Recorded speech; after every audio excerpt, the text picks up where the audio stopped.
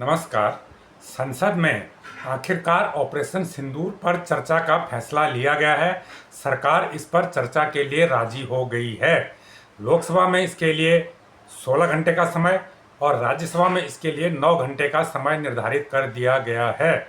इतने घंटे दोनों सदनों में इस पर अलग अलग चर्चा होगी। उसके बाद रक्षा मंत्री राजनाथ सिंह इस पर बयान देंगे, ऐसा माना जा रहा है। अब इसमें सबसे बड़ा प्रश्न ये उठता है कि ऑपरेशन सिंदूर के दौरान कई ऐसी चीज़ें हुई, कई ऐसी बातें सामने आई मीडिया में या दूसरे स्रोतों से सामने आई, जिनकी पुष्टि अभी तक सरकार ने नहीं की थी। अब सवाल ये उठता है कि जब संसद में चर्चा के दौरान विपक्ष इसकी मांग करेगा तो क्या सरकार उस सच्चाई को सामने लाएगी? क्या सच्चाइयाँ हैं, क्या मुद्दे हैं जिन पर लोगों में, जनता में, विपक्ष में संशय बना हुआ है? इसमें 3 बातें प्रमुख रूप से हैं। पहली बात यह है कि ऑपरेशन सिंदूर के दौरान जब ये संघर्ष हुआ, हमने पाकिस्तान को बुरी तरह से नुकसान पहुंचाया। बहुत सारे उसके सैनिक मारे गए, वो संख्या भी सामने आई और पाकिस्तान के में जो आतंकियों के ठिकाने थे उनको ध्वस्त किया गया।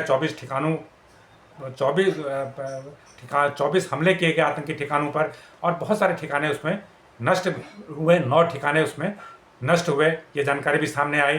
और बहुत सारे पाकिस्तान के ऐसे जो मिलिट्री के और या एयरफोर्स के बेस थे, उन पर भारतीय निशाने सटीक लगे, उनको भी भारी मात्रा में डैमेज हुआ। लेकिन कुछ बातें स्पष्ट नहीं हो पाई कि इस पूरे ऑपरेशन के दौरान भारतीय जवानों को, सेना के जवान कितनी संख्या में हताहत हुए, कितनी संख्या में शहीद हुए, इसका कोई आंकड़ा अभी तक सरकार की तरफ से या सेना की तरफ से सार्वजनिक नहीं किया गया है।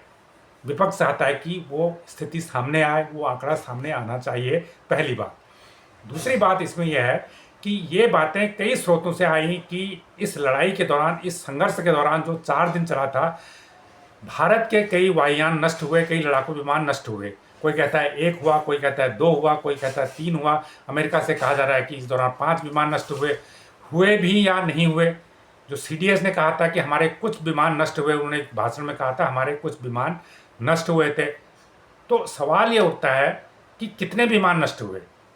विपक्ष लगातार मांग कर रहा है कि सरकार संख्या बताए कि इस संघर्ष के दौरान वायुसेना के कितने प्लेन क्रैश हुए या पाकिस्तान के हमले में मारे गए, उसको लेकर सरकार स्थिति साफ करे, या वो दुर्घटनावश गिरे या पाकिस्तान के किसी मिसाइल के शिकार हुए, जो भी कारण रहा हो। विपक्ष ये मांग करते रहा है कि कितने लड़ाकू विमान, क्या राफेल भी उसमें था, जो सबसे बेहतरीन विमान माना जाता है, भारतीय वायुसेना के पास है। तो क्या इस पर स्थिति साफ हो जाएगी? क्या सरकार ये जवाब देगी कि कितने वायुसेना के विमान इस संघर्ष के दौरान नष्ट हुए थे? अगर नहीं हुए थे तो सरकार दावे के साथ कहेगी कि कोई विमान हमारा नष्ट नहीं हुआ था। यह दूसरा बिंदु है जिसको जानने की उत्सुकता लोगों में है, विपक्ष में है, और मुझे लगता है कि और लोगों में भी होगी। तीसरा जो मुद्दा है वो मुद्दा यह है कि जब 4 दिन तक संघर्ष हो रहा था और उसके बाद अमेरिका के राष्ट्रपति सोशल मीडिया पर एक पोस्ट करते हैं कि दोनों देशों के बीच संघर्ष विराम रोक दिया गया है। उसके बाद भारत में प्रेस कॉन्फ्रेंस होती है विदेश सचिव की, और वो ये ऐलान करते हैं कि संघर्ष विराम हो चुका है। उसके बाद पाकिस्तान में भी इसी तरह का ऐलान किया जाता है।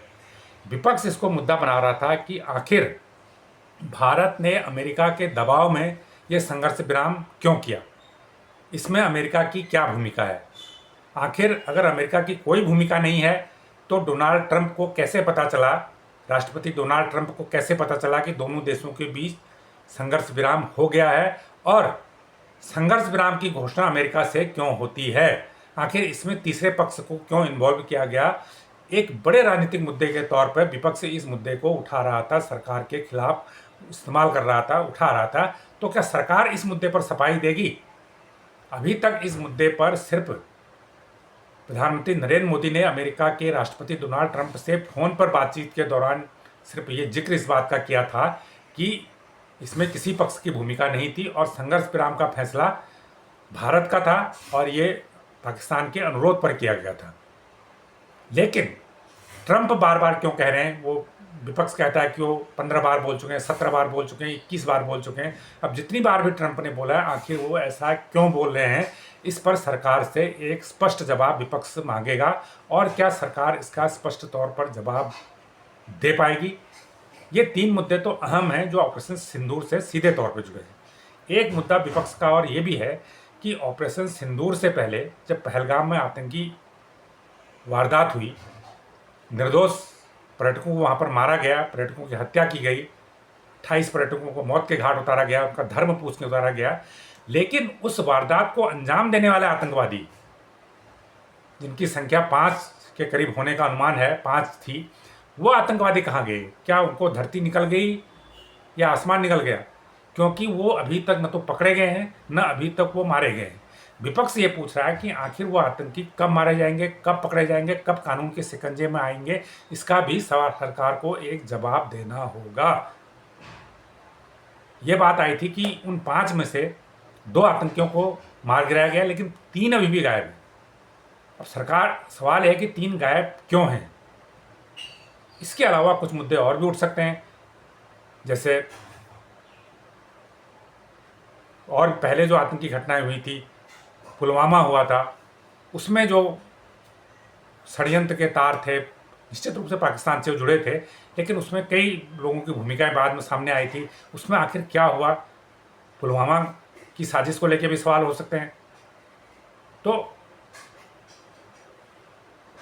सवाल सिर्फ यह है कि क्या इन मुद्दों पर सरकार अपना रुख साफ करेगी या जैसे अभी तक टालती रही है, क्या उसको टाल देगी? क्योंकि संसद में जब बहस होगी तो उसे पूरा देश देखेगा और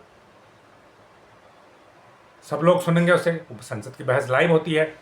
और एक और मुद्दा यह है कि विपक्ष इस बात पर भी जोर दे रहा है कि जब ये बहस हो, प्रधानमंत्री वहाँ मौजूद रहें और इस पर प्रधानमंत्री जवाब दें। हालांकि प्रधानमंत्री जवाब नहीं देंगे, वो जो विभाग का मंत्री है, या तो विदेश मंत्री एस जयशंकर देंगे या फिर रक्षा मंत्री राजनाथ सिंह देंगे, तो मंत्री ही जवाब देंगे। लेकिन विपक्ष का अपना मांग करने का हक है, विपक्ष अपना मांग कर रहा है कि प्रधानमंत्री रहें, वो खुद जवाब दें, लेकिन ऐसा आमतौर पर होता नहीं है। सिर्फ सवाल यह है कि जो मुद्दे हैं विपक्ष के, क्या विपक्ष को उनके मुद्दों का जवाब मिल पाएगा?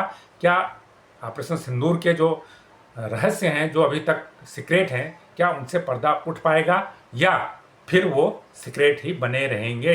क्योंकि इसमें सेनाओं का अपने तर्क हैं। उनका ये कहना था कि कुछ ऑपरेशनल चीज़ें ऐसी होती हैं जिसके बारे में बताया नहीं जा सकता है। अगर हम बता देंगे कि हमारा फला प्लेन, इस कैपेसिटी का प्लेन पाकिस्तान की इस मिसाइल के हमले का शिकार हो गया, तो फिर वो आगे के लिए एक नज़ीर बन जाती है, एक आगे के लिए उसको एक पाकिस्तान को एक पैरामीटर मिल जाएगा जो वो नहीं देना चाहती है। इसके पीछे एक ये भी रहस्य, कोई भी देश ये नहीं बताता कि युद्ध में उसके कितने प्लेन क्रैश हुए, कितने उसका नुकसान हुआ। कोई भी देश इसको सीक्रेट ही रखता है। इसके पीछे एक रणनीति होती है। लेकिन अब देखना है ये है कि इस मुद्दे पर संसद में आने वाले दिनों में क्या होता है, क्या खुलासे होते हैं। तो ये जानकारी आपको कैसी लगी हमें कमेंट करके ज़रूर बताएं।